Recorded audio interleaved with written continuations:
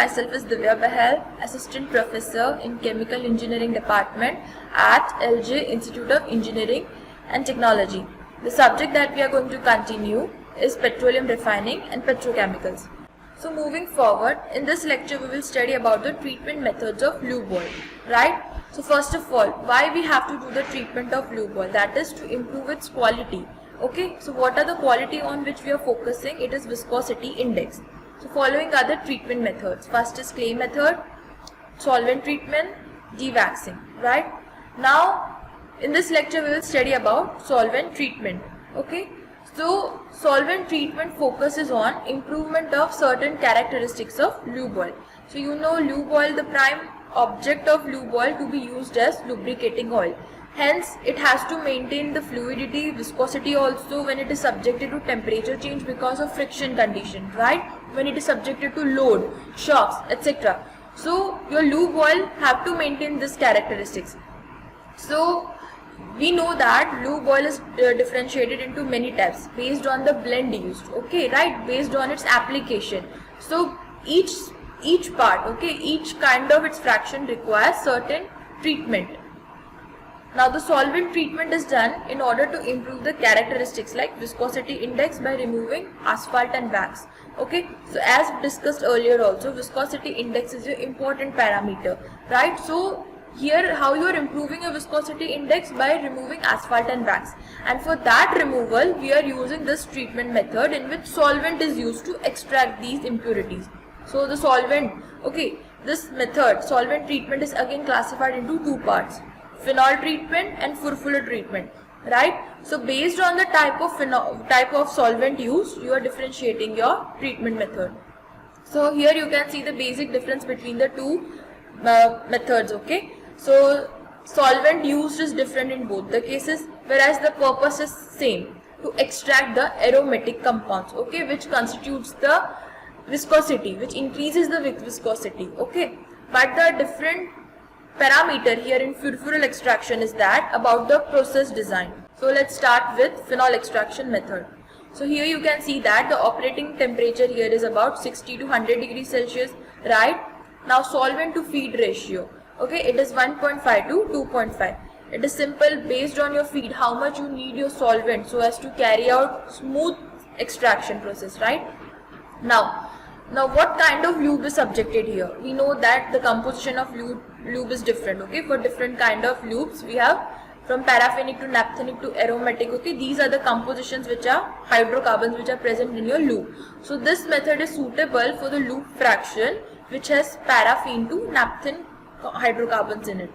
Now the raffinate yield obtained in this method is 50 to 90%, okay? It depends on the amount of solvent used. If you use higher amount of solvent ratios there, then it gives you better quality of raffinate. It means most of the extract, okay, these impurities, wax and asphalt might be taken out. Now phenol treated lube possess good oxidation stability with less sludge formation and carbon deposition. So this is one of the benefit of using phenol extraction method. So moving forward, this is the flow diagram, okay? So here you can see that various components are present in this in this technique, right, in this treatment technique. So first of all, let's start with the labeling. So you can see that 1A, 1B, what are those? Those are my heat exchangers, okay? The second column is your absorber, third is your extractor, fourth is your settler or separator, your fifth column is your fractionator, right? The sixth column is your phenol drum, okay, phenol water separator. Then your seventh is your steam stripper. Your eighth column is your vacuum column, whereas your ninth column is your steam stripper. So these are the certain process equipments which you can see that your charge stock, it is first of all sent to the heat exchangers 1A and 1B. Here you can see that 1B and 1A, what are those? Raffinate and extract. So I can say that my heat exchangers are arranged that way that your raffinate and your extract, okay, they supply the heat via this heat exchangers to your charge stock. It means preheating is done using the heat of raffinate and extract. Your charge stock after heating is sent to the second column, which is your absorber, okay? So in absorption takes place, okay? Now here solvent, what is added? Phenol is added. So phenol from 9th and sixth column is sent to the absorber column 2. So you can see that vapors from ninth column, okay, ninth is what? Steam stripper. It is sent back, recycled back to column 2. Okay, similarly from sixth column you can see that your phenol, it is sent back to the column 2. So that way your phenol is used to carry out the absorption method. Okay, so here you can see the process. So first of all, what's the step is to heat at 80 to 100 degrees Celsius by heat exchanger. The one you can see, okay, one is what? Heat exchanger.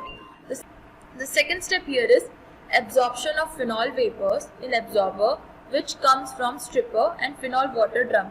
So here you can see that in second column, okay, from ninth steam stripper you can see vapors is going to second column. Similarly from sixth column, that is your phenol water drum, again your vapors of phenol are going. So you can say that it is recycling of phenol happening. So in second column absorption occurs, right, which is your absorber. Now the third step is counter current extractor. Okay, in counter current extractor your phenol enters from top and then raffinate and extract phases are obtained. So here you can see that your from absorber your solution is then sent to extractor where counter current extraction occurs, right? So you get your raffinate and extract phases. So now the raffinate phase from top goes to the settler where solvent is obtained and recycled to the extractor. Okay, now the raffinate phase which is obtained from extractor, it is sent to your settler where your solvent is taken out and recycled back. Okay, so here you can see that from third, at the top your raffinate is going to settler from where solvent is separated. So here you can see that the rest is stripped off under vacuum and in steam stripper after heating in the heater. Okay, now from fourth you can see that your solvent, okay, your raffinate is now sent to eighth column. Your in eighth column is what? Vacuum column. So when your pressure is reduced, automatically some of the remaining solvent will be stripped off. To strip off more amount of solvent, again it is sent to the steam stripper where using the steam your solvent is again vaporized and is sent back to the absorber, second column, that is your absorber. So here you can see that in the raffinate, first of all it is sent to the settler where your solvent is separated, right? Then your raffinate is again sent to column 8, that is your vacuum column, where under the reduction of pressure your solvent is stripped off. It is again sent to steam stripper where the again the traces of solvent are removed. Whereas for extract you can say that extract, a part is refluxed back to the extractor. The extract is then sent to column 5 where top part is maintained under vacuum where solvent is removed and sent back to the extractor. This extract is then steam stripped. So let's again have a look here. So here you can say that from your extractor, that is notation number 3, your extract coming from the bottom, it is preheated and then sent to fractionator, that is your fifth column. Okay, the top part of this fractionator is under vacuum whereas your bottom part is under pressure. So right from the bottom part, okay, the heavy part is now again sent to your top part of this fractionator where it is under vacuum, and because of that certain amount of your solvent is stripped off of the extract phase. Okay, it is then sent to steam stripper where with the use of steam remaining traces of solvent is taken out. See, raffinate and extract phase both will have certain traces of solvent, your phenol, right? So we saw first of all the top part, that is your raffinate, first it is sent to settler, then to vacuum column and then to steam stripper, right? Similarly your extract phase which has impurities, okay, wax it is rich in it and also solvent is rich in it, okay, it is then sent to fractionator where in your fractionator your solvent is separated, okay, and then again it is sent to steam stripper where rest of your solvent is again taken out. So here you can say that in steam stripper you can finally get your extract product. So now the second method is your Furfuller extraction. Here it is simple that your solvent uses what? Furfuller. Now it is also used to separate, to carry out the treatment for lubes, gas oil and diesel etc. It is widely used solvent than phenol. Okay. So in industry you can see that instead of phenol process, furfural extraction is mostly used. The raffinate here do not have much solvent, hence vacuum distillation unit can be removed, which is present in phenol separation.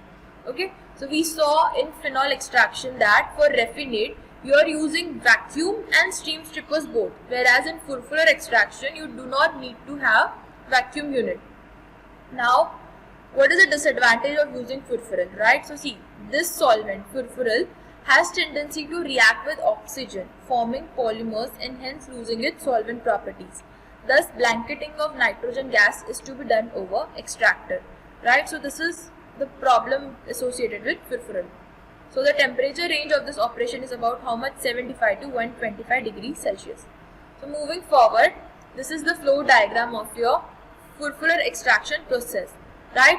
So moving forward, you can see the top part of extractor is what? Raffinate, right? And the bottom from the column 1, that is your extractor, it is your extract phase. So based on how we will study the process, based on your raffinate and extract, we will study the process, how this method works. So here you can see that first of all, heating at 70 to 80 degrees Celsius is done in heat exchanger, which is then sent to extractor, where solvent is fed at the top. So your one is what? Extractor. Of course, solvent is fed at the top. Okay, here extraction occurs, raffinate and extract phase are formed. Now raffinate from top is reheated in a heater H1 and is then flashed in evaporator operating at low pressure at top. The steam stripping in bottom also ensures removal of solvent traces. Hence you can see here the top part of the extractor, right? Your raffinate is first of all preheated in heater H1. It is then sent to column 2. The top pressure of your column 2, okay, or fractionator, it is under vacuum. Okay, so because of reduction in pressure, your solvent is stripped off. Now it is sent to the bottom part of your column, where it is again steam stripped. Okay, you can see steam is injected into the bottom part of your column. Hence remaining traces of your solvent is taken out, and hence in the bottom you can see you get your pure raffinate phase, right, which is rich in what? Your lube product. Okay, lube, it is now free of your impurities. Now this third step is extract from your extractor is then heated in heater 2 and then sent to high pressure zone in flash tower, that is number 3. So here you can see that the bottom part of your extractor 1, okay, it is sent to heater 2. Okay, in heater 2 it is heated and then sent to tower 3. You can see that tower 3 is again what? The top is working under vacuum, whereas in the bottom part of this tower 3 is at normal pressure. We saw that your extract is heated and then sent to the flash tower, okay, which is operating at high pressure. So what happens? Flashing occurs, and this results into separation of water and solvent. Now how water is coming here? So we saw that when we were talking about raffinate, right? Steam stripping is done. So what is steam stripping? Steam is subjected, and so because of that water is slightly mixed with the solvent also. So in flash tower, okay, in flash tower flashing occurs, that is your water and solvent separates out. Then it is sent to the column 6 for rectification. Okay, in rectification your water and solvent again they are separated out. Water is separated out and solvent, it is again freshly obtained. It is again then recycled back to the extractor. Now the heavy fractions is then sent to low pressure region of flash column, where solvent is removed. So here you can see that in your third column, okay, which is your flash tower, the bottom part it is then sent to the low pressure region. Okay, the top part of your flash tower, it operates under vacuum. So it is sent to the low pressure region. And what happens in low pressure region? Solvent is removed from your extract. Okay, so here you can say that solvent has been removed. Now the solvent free extract, okay, extract is what? Now it is only impurities present. It is again sent to steam stripper. So here you can say that the fifth step is rich extract is then sent to steam stripper, which is your fourth notation, to remove last traces of solvent. So here you can see that from third it is sent to fourth column, where it is steam stripped, right, and hence you get your pure extract, that is solvent, traces of solvent has been removed. Okay, so this is about your furfural extraction. Now Let's talk about the comparison criteria of phenol and furfuran treatment technique. Okay, so furfuran extraction methods require high temperature of operation and large number of stages. Right? Now the yield of raffinate is more in phenol. Then phenol treated lubes have better oxidation stability. Hence we have to use for such conditions. Okay, when your lube it's rich in aromatic and naphthenic content, then you have to go with phenol treatment method. Viscosity index improvement is same in both solvent method, but amount of solvent required is more in furfuran method. Phenol is more adaptable and best for naphthenic content. More adaptable means for varied ranges of hydrocarbon composition presence in your lube, right? You can use your phenol treatment technique, but it is best suitable for naphthenic content. Or you can say that when naphthenic content is high, then compulsorily you have to use phenol treatment method. Next is that selectivity of phenol increases with water, that is up to 10%. Okay, so we know phenol is used to extract impurities like wax, asphalt. Okay, its selectivity, that is extraction of further impurities. Okay, beyond wax, asphalt, for more other impurities also you can use your phenol when it is added with water. So okay, that is the meaning of selectivity of phenol. Furfuran is unstable, hence require inert gas seal.